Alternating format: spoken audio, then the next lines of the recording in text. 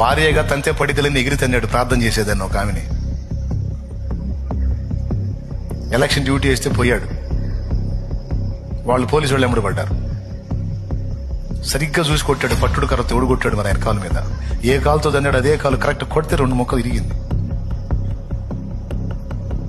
కట్టేసుకొని పండుకున్నాడు ఆసుపత్రిలో. చెప్తున్నానండి, నేను తంతే పడిద్ది లేని తంతావు నువ్వు. నిన్ను దన్నే వాడు ఒకడు ఉన్నాడని మర్చిపోవద్దు.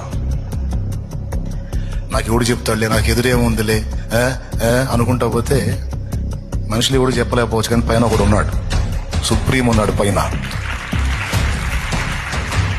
ఆయన తీస్తాడు జాయింట్లు. దేవునికి స్తోత్రం కలుగును గాక.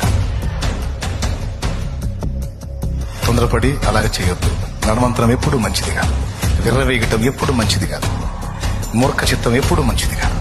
జాగ్రత్త పడతాం. హృదయంలో దేవుని మాటలు తీసుకొని సులువైనటువంటి హృదయం, మెత్తనైన హృదయం కలిగి ఆ దేవుని మాటగా హృదయంలో వచ్చుకుందాం.